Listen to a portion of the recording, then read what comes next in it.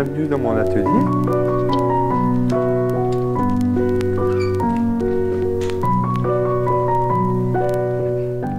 Voilà, nous sommes dans l'atelier de mon grand-père, qu'il a édifié au début des années 20 et qui est resté dans l'état pratiquement où il l'a installé. Cet atelier il réunit toutes les machines et les outillages pour faire toutes les étapes de la fabrication, du découpage des pièces brutes jusqu'à l'expédition. Dans la profession, il y avait deux sortes de mécaniciens, c'est-à-dire les gens qui fabriquaient les outillages et ceux qui fabriquaient les machines.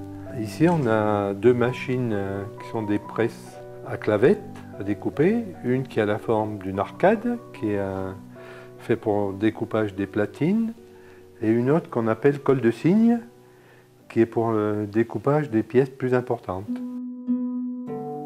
En général, la fonderie était exécutée à Thiers et le fabricant à la monnerie s'appelait Gardette. Et ces outils, qui sont des balanciers à bras, c'est venu avant l'apparition de l'électricité.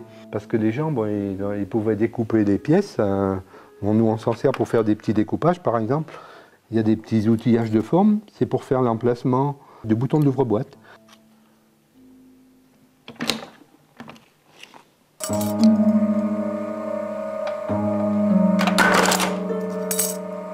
Alors donc ici, c'est le découpage à l'emporte-pièce pour faire la platine. Voilà, c'est la pièce, c'est le squelette du couteau. Ouais. Donc on a ici un outil qui s'appelle un outil combiné, qui va faire deux opérations. Il va percer les petits emplacements pour faire le montage et il va découper l'extérieur. Et la matrice, donc le poinçon est monté sur le coulisseau. Dessous, il y a la matrice qui a la forme extérieure avec ce qu'on appelle un contre-poinçon.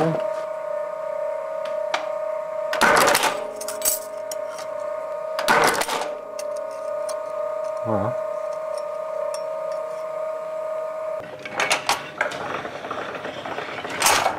Alors l'appareil, c'est un mouton à planche. Hein.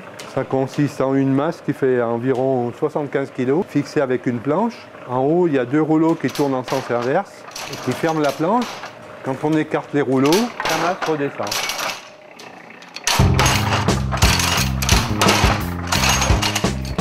Souvent, on s'en sert aussi pour estamper la mitre.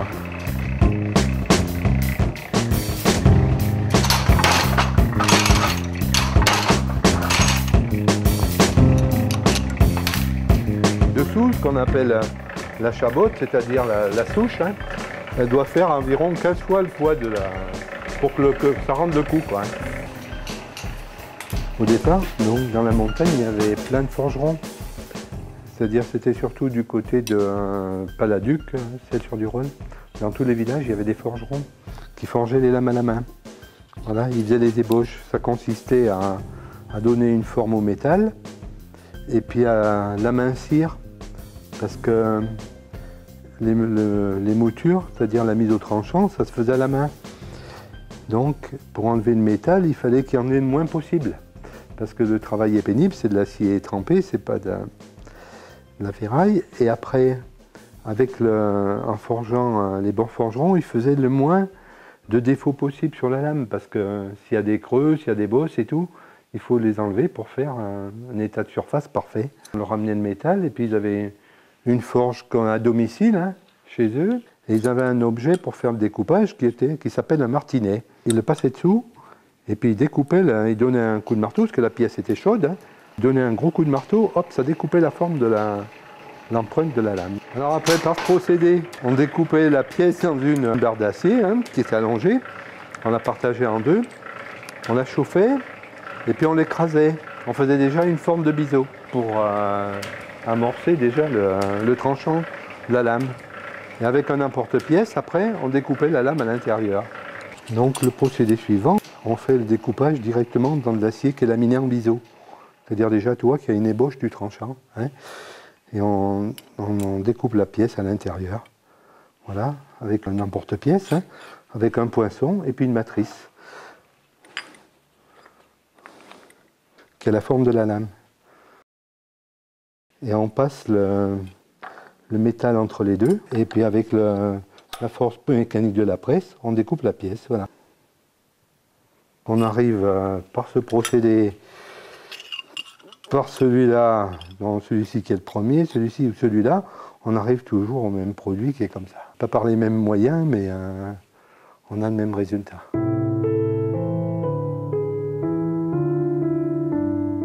Ici, ce sont des machines plus récentes qui sont des machines à bande abrasive qui permettent le façonnage, le meulage et la finition des choses qui sont poncées fin au lieu qu'elles soient polies.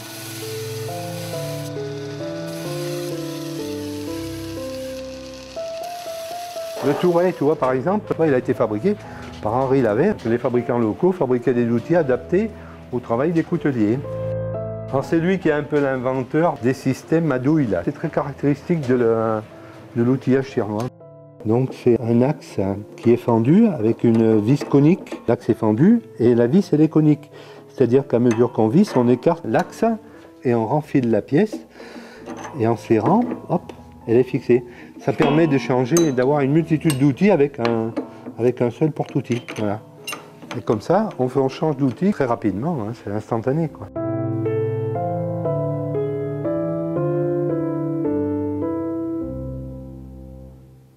Là, tu peux dire qu'il y a des milliers d'heures de travail, parce que tous les outils étaient faits à la main. Et justement, souvent, ça, ce sont des découpes de platine. Donc, où il y a un poinçon, un contre-poinçon et une matrice.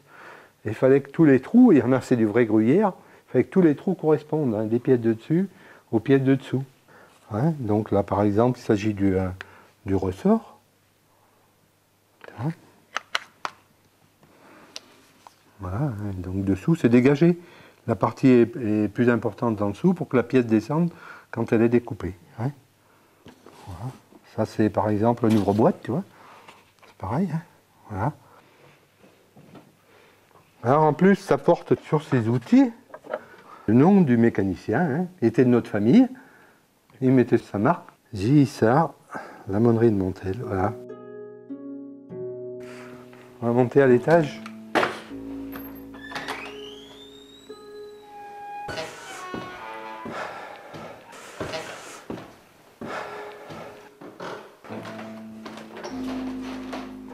Bon, là, il s'agit du magasin des couteaux cuisine, qu'on fabrique aussi du couteau cuisine.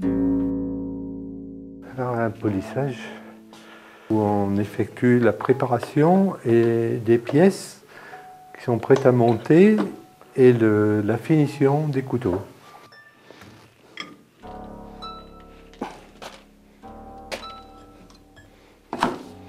Alors, les outils qui sont pendus au plafond, tout, hein, c'est tous les outils qui s'adaptent sur les tourets lavés, sur ces tourets avec les douilles là.